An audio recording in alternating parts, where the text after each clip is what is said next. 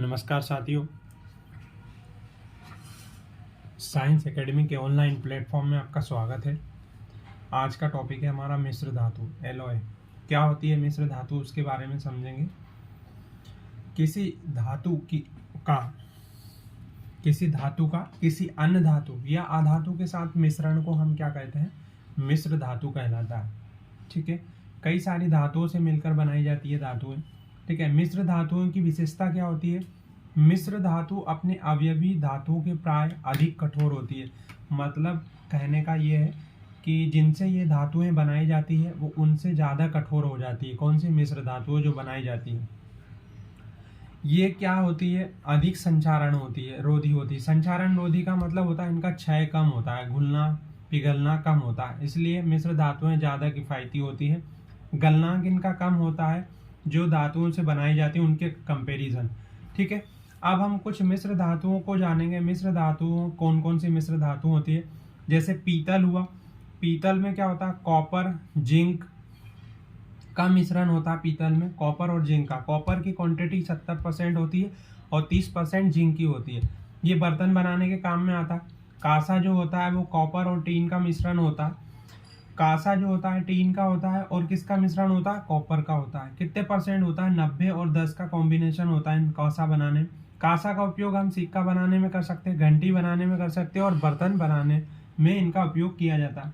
आगे देखते हैं जर्मन सिल्वर। नाम तो सिल्वर है मगर इसमें कहीं भी सिल्वर का यूज नहीं किया जाता। जर्मन सिल्वर में कॉपर होता है, जिंक होता है और निकेल होता है। ठीक है, ये भी बर्तन बनाने के काम में किया जाता है इसका उपयोग। आगे होता है एक अन्य मिश्र धातु होती है रोल्ड गोल्ड। रोल्ड गोल्ड का अन्य नाम हम बोलते हैं इसको कृत्रिम सोना भी बोलता है। ठीक है ना, रोल्ड गोल्ड को हम कृत्रिम सोना भी बोलते हैं। कॉपर इसमें 90% होता है और एल्यूमिनियम कितने परसेंट होता है? 10% होता है। सस्ते आभूषण बनाने के काम में आती है कौन सी धातु? Rolled gold.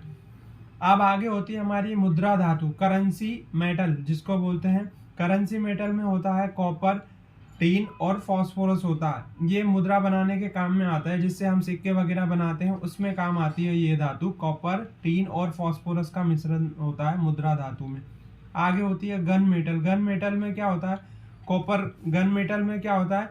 कॉपर का कॉम्बिनेशन होता है और किसका होता है? गन मेटल में जिंक का होता है और टीन का होता है। इसमें 90% जो होता है हमारा कॉपर होता है, जिंक होता है 2% और टीन भी होता है 2%। इसे हम क्या बनते हैं? बंदूक बनाई जाती है गन मेटल से, तोप बनाई जाती है, गियर और बेरिंग बनाने के काम में आई जाती है, इसका उपयोग है। टाका जिसको हम बोलते हैं शोल्डर। जितने भी इलेक्ट्रिकल डिवाइस होते हैं जिसमें हम सोल्डरिंग करते हैं वायरिंग की, जिसे कहीं पे ज्वाइन करना हो तो हम किसका उपयोग करेंगे? टाका का होता है। टाका में कौन से अवयव, कौन सी मिश्र धातुओं से मिलकर बनी होती है? तो ये होती है टीन और लेड से मिलकर बनी होती है। अब होती है क्रोमियम स्टील। क्रोमियम स्टील क्या होती है? क्रोमियम स्टील में क्या होता है? एक तो क्रोमियम होता है, एक कॉपर होता है और एक आयरन होता है। इन तीनों के मिश्रण से क्रोमियम स्टील बनाई जाती है।